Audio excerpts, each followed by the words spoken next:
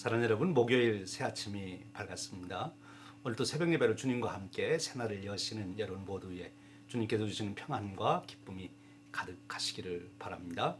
오늘 함께 나눌 은혜의 말씀은 역대하 4장 말씀입니다. 1절에서부터 11절까지 말씀 우리 함께 봉독합니다. 솔로몬이 또 노수로 제단을 만들었으니 길이가 20규빗이요 너비가 20규빗이요 높이가 10규빗이며 또 놋을 부어 바다를 만들었으니 지름이 10규빗이요 그 모양이 둥글며 그 높이는 5규빗이요 주위는 30규빗 길이에 줄을 두를 만하며 그 가장자리 아래에는 돌아가며 소 형상이 있는데 각 규빗에 소가 10마리씩 있어서 바다 주위에 둘렀으니 그 소는 바다를 부어 만들 때에 두 줄로 부어 만들었으며 그 바다를 놋새 황소 12마리가 바쳤으니 3마리는 북쪽을 향하고 3마리는 서쪽을 향하고 3마리는 남쪽을 향하고 3마리는 동쪽을 향하였으며 바다를 그 위에 놓았고 소의 엉덩이는 다 안으로 향하였으며 바다의 두께는 한 손 넓이만 하고 그 둘레는 잔 둘레와 같이 백합화의 모양으로 만들어졌으니 그 바다에는 3천 닷을 담겠으며 또 물두멍 10개를 만들어 5개는 오른쪽에 두고 5개는 왼쪽에 두어 씻게 하되 번제에 속한 물건을 거기서 씻게 하였으며 그 바다는 제사장들이 씻기 위한 것이더라. 또 규례대로 금으로 등잔대 10개를 만들어 내전 안에 두었으니 왼쪽에 5개 오른쪽에 5개이며 또 상 10개를 만들어 내전 안에 두었으니 왼쪽에 5개요 오른쪽에 5개이며 또 금으로 대접 100개를 만들었고 또 제사장 뜰과 큰 뜰과 뜰 문을 만들고 그 문짝에 놋을 입혔고 그 바다는 성전 오른쪽 동남방에 두었더라. 후람이 또 솥과 부삭과 대접을 만들었더라. 이와 같이 후람이 솔로몬 왕을 위하여 하나님의 성전에서 할 일을 마쳤으니. 이 말씀은 살아계신 하나님께서 사랑하는 자녀들에게 주시는 우리들에게 주시는 은혜의 말씀입니다. 아멘. 오늘 우리가 읽은 역대상 4장에는 3장에서 이어지던 성전 안에 두는 기구들을 만드는 이야기가 계속 소개되고 있습니다. 여러분, 이스라엘 백성들이 이제 포로에서 돌아올 때 어떤 생각을 했겠습니까? 이제 돌아가서 우리는 어떻게 살아야 되나? 어떻게 살아야 다시는 나라가 망하지 않고 또 다른 나라에 노예로 끌려가지 않을까 그 생각을 했지 않겠습니까? 그들의 오랜 역사적 경험, 지식과 경험과 또 포로 생활에서 뼈저리게 배운 것은 나라를 세워야 된다. 나라를 세워서 내 생명과 인권과 재산과 자유와 평화를 보호받는 그런 나라를 세워야 된다라고 생각했을 것입니다. 그러면 그런 나라는 도대체 어떻게 세울 수 있는가? 자기들의 조상들의 역사를 통해서 그들은 다시 깨닫습니다. 여호와 신앙을 중심으로 한 하나님 백성 공동체, 하나님께서 축복하시고 보호하시는 하나님 백성된 나라를 세워야 된다 하는 것이 그들의 답이었습니다. 하나님이 함께하시고 하나님이 보호하시고 축복하시는 그런 나라를 세우는 거지요. 그럼 또 질문이 생기지 않겠습니까? 그럼 어떻게 하나님이 축복하시고 함께 하시는 그런 나라를 세울 수 있겠는가? 그들은 역사를 연구해 봅니다. 언제 그런 적이 있는가? 그들은 찾아냈지요. 바로 다윗 왕과 솔로몬 때 하나님께서 이스라엘 백성들과 함께 하시며 그들을 성대하게 했던, 그들에게 평안과 축복과 모든 것을 누리게 했던 그때를 생각하게 되는 것이지요. 바로 이것이구나. 그럼 다윗과 솔로몬 왕이 하나님의 그런 축복을 누릴 수 있도록 했던 일은 무엇인가? 그것이 바로 성전 예배 공동체를 세운 것이지요. 하나님께 받으실 만한 예배, 하나님께 예배하기 위해서 다윗과 솔로몬이 성전을 건축하고 예배했던 그 일을 기억해냅니다. 그러면 이와 같은 성전 예배를 세우기 위해서 우리는 무엇을 해야 될까? 그들이 깨달은 것은 이 제사 일을 전문적으로 감당하고 또 성전의 일을 섬길 수 있는 사람들을 세워야 된다. 그래서 제사장들을 세우고 찬양대를 세우고 레위인들, 성전 일할 사람들을 문지기까지 다 세우게 되는 것이죠. 그것으로 끝난 것이 아니잖아요. 이제 진짜 중요한 일 하나가 남아 있지요.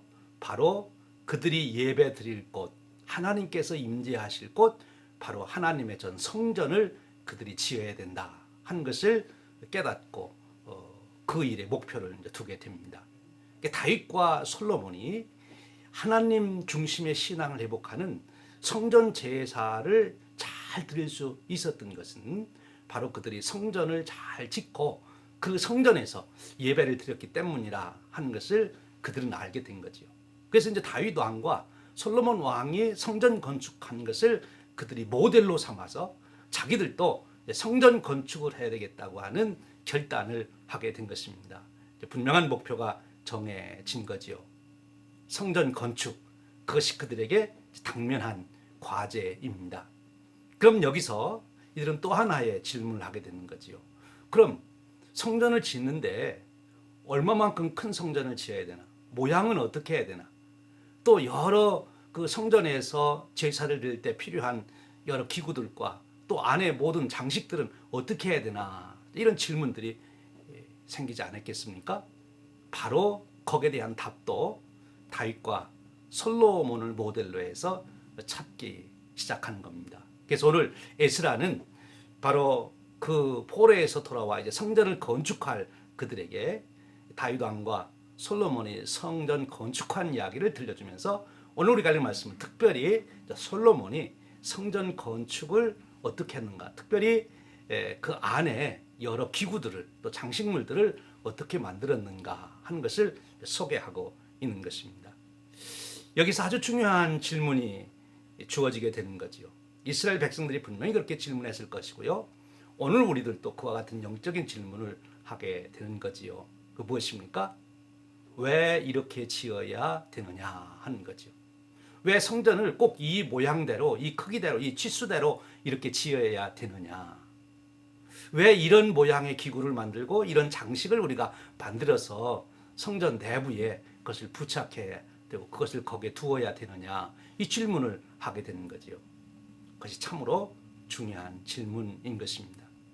지금 에스라는 솔로몬이 성전 건축한 이야기를 이와 같이 자세히 하면서 솔로몬이 그와 같은 기구들을 만들며 그가 정말 의도했던 것이 무엇인지를 다시 한번 일깨워주고 있는 거죠. 즉 포로에서 돌아온 이스라엘 백성들도 그들이 단순히 건물을 짓고 어떤 물건을 만들고 장식품을 만들고 그것이 중요한 것이 아니라 그것들이 담고 있는 뜻을 깨닫고 그것들을 통해서 자기들을 되돌아보고 자기들이 나아갈 방향을 정하고 자기들의 삶을 바꿔야 된다고 하는 것을 교훈해 주고 있는 것입니다. 다시 말하면 성전 제사라고 하는 것이 무엇입니까? 결국 하나님 앞에 나아가는 것 아닙니까? 하나님을 만나는 것 아닙니까? 그럼 하나님이 임하실 그런 성전을 지키기 위해서는 이런 기구와 이런 장식이 필요하다. 그렇게 말씀하는 거기에는 그건 외적인 것이고 본질적으로는 그 예배에 나가는 그 제사를 드리는 자들이 그 성전의 기구와 성전의 장식물들이 담고 있는 의미를 깨닫고 그러한 삶, 그러한 존재가 되어야 하나님을 모실 수 있다. 하나님을 만날 수 있다는 것입니다. 그러니까 그들이 이제 드려야 될 제사가 하나님 앞에 연락되려면 그들은 성전 기구만 단순히 만드는 것이 아니라 그 기구를 만들며 자기 자신들을 하나님을 만날 수 있는 자로, 하나님께 예배 드릴 수 있는 자로, 하나님이 받으시는 예배를 드릴 수 있는 자격을 갖추는 그런 일이 이루어져야 된다 하는 것입니다. 지금 에스라는 솔로몬이 성전을 건축하고 성전 기구를 만들고 장식물을 만들었던 그 이야기를 통해서 지금 포로에서 귀환한 이스라엘 백성들이 어떠한 자가 되어야 정말 하나님을 만날 수 있고 하나님께서 받으시는 예배를 드리고 결국 하나님이 함께 하시고 축복하시는 하나님 백성 공동체가 될 수 있느냐, 그 답을 주시고 있는 거지요. 사랑하는 여러분, 여기서 우리가 놀라운 교훈을 받지 않습니까? 오늘도 우리가 예배에 나갈 때 하나님께서 내가 드리는 예배를 받으시기 위해서, 내가 드리는 예배를 하나님 안 받으신다면 내 모든 수고가 헛수고 아닙니까? 예배 드리나 마나 한 거죠. 우리가 드리는 예배를 하나님이 받으셔야 되는데 그러려면 도대체 내 예배가 어떠해야 되는가, 그 내 예배가 어떠해야 되느냐 하는 것을 깊이 생각하는 중에 예배자인 내가 어떠해야 되느냐 하는 것을 생각해야 한다고 하는 것입니다. 사랑하는 여러분, 지금 다윗과 솔로몬이 가졌던 그 깊은 영성 그 통찰력, 또 에스라가 이 역대기를 쓰면서 깨달았던 그 깊은 통찰력이 오늘 저와 여러분에게도 꼭 주어지시기를 주님의 이름으로 축원드립니다. 단순히 기구를 만들고 장식물을 만드는 것이 중요한 것이 아닙니다. 그것을 만들며 그들 스스로가 그 의미를 담는 존재가 되어야 된다 하는 것입니다. 여러분, 여기서 우리는 놀라운 하나님의 섭리, 또 하나님의 지혜, 전략을 발견하게 되는 것입니다. 하나님께서 이스라엘 백성들을 택하시고 하나님이 함께 하시며 하나님의 뜻을 이룰 수 있는 백성으로, 그런 나라로 세우시기 위해서 하나님이 이스라엘 백성들을 만들어가는 방법을 우리는 여기서 보게 되는 것입니다. 우리가 어떤 중요한 사상, 중요한 의미를 전달할 때 우리는 보통 말로 이제 설명하게 되죠. 또 글을 배우면 글로써 그 의미와 사상을 우리가 기록으로 전하게 됩니다. 근데 여러분, 우리가 정말 심오한 진리나 어떤 사상을, 어떤 의미를 전할 때 말로써 다 설명하기가 어려운 것이 있어요. 또 글로써도 다 표현하기가 어려운 것이 있어요. 또 그렇게 하려면 굉장히 많은 말을 해야 되고 또 긴 글을 써야 되는데, 그것을 그렇게 오랜 시간 걸리지 않고 아주 단순간에 그것이 어떤 의미가 있는지 알게 해주는, 깨닫게 해주는 방법이 하나 있습니다. 그것이 무엇인가 하면 아이콘이라고 하는 것입니다. 그래서 우리 신학에서는 아이콘 테올로지, 아이콘 신학이라고 하는 것이 있는데, 무엇인가 하면요, 바로 그림이나 조각물이나 상징물을 통해서 그 뜻을 전하는 거예요. 여러분, 예수님께서 십자가에서 당하신 고난을 우리가 말로서 설명한다면 여러분 얼마나 잘 설명하실 수 있을 것 같아요. 만일 여러분 손자들에게 여러분이 예수님이 십자가에서 이렇게 고난을 당하셨단다 하고 설명한다면 얼마나 잘 전달할 수 있을까요? 또 그것을 글로 써가지고 전달한다면 여러분들이 얼마나 잘 써서 전달할 수 있을까요? 그런데 여러분들이 예수님께서 십자가에 달리신 그 모습, 어떤 화가가 잘 그려놓은, 또는 어떤 조각가가 그 예수님께서 십자가에서 고난당하시는 모습, 그 고통스러운 모습을 근육 하나하나에 관심을 갖고 잘 조각해 놓은 그런 조각물을 보여주면서, 자, 예수님께서 이렇게 십자가에서 고난을 당하셨다 이렇게 보여주면 그 아이들은 그것을 보는 순간, 아, 정말 예수님께서 십자가에서 이렇게 고난을 당하셨구나 하는 것이 즉시 깨달아지고 감정적으로 느껴지는 거예요. 경험되는 것이지요. 여기 놀라운 비밀이 있는 것 아닙니까?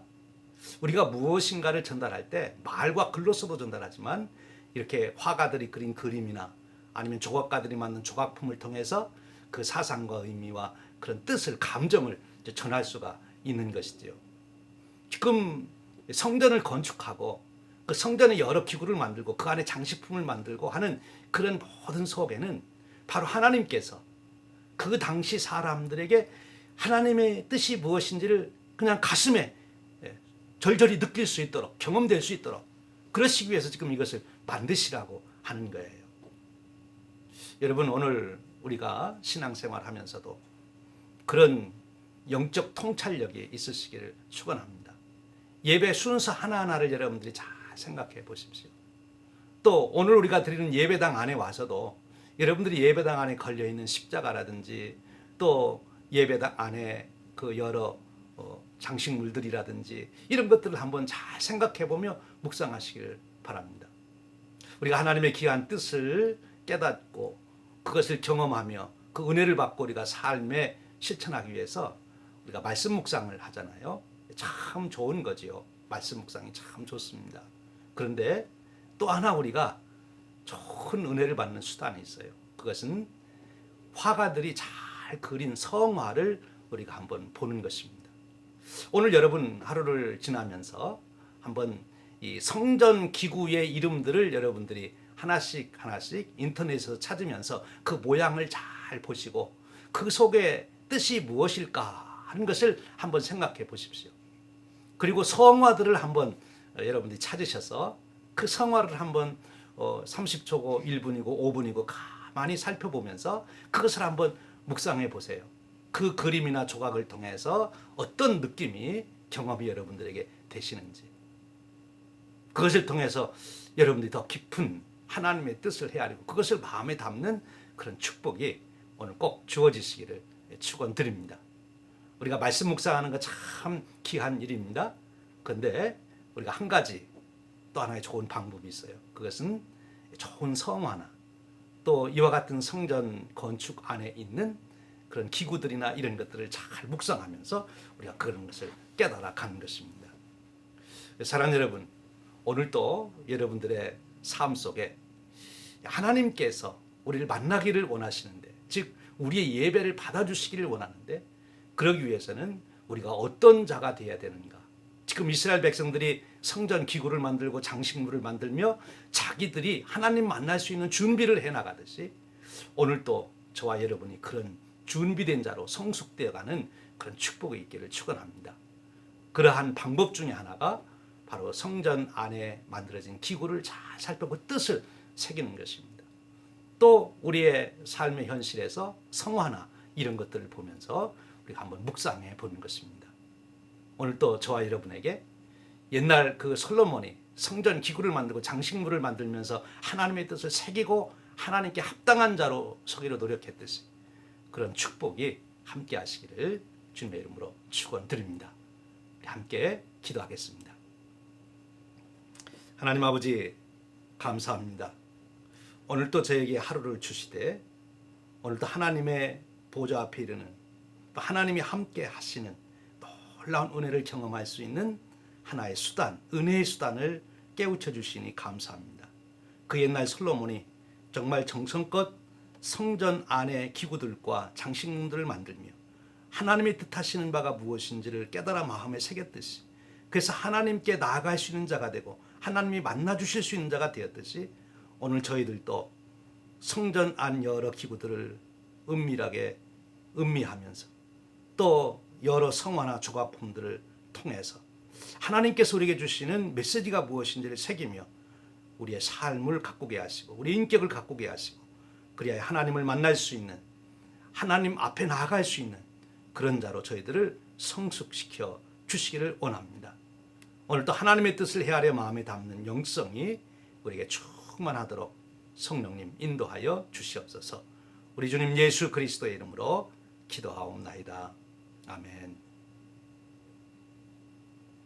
사랑하는 여러분, 오늘도 주님과 동행하시며 축복된 하루 되시기를 바랍니다.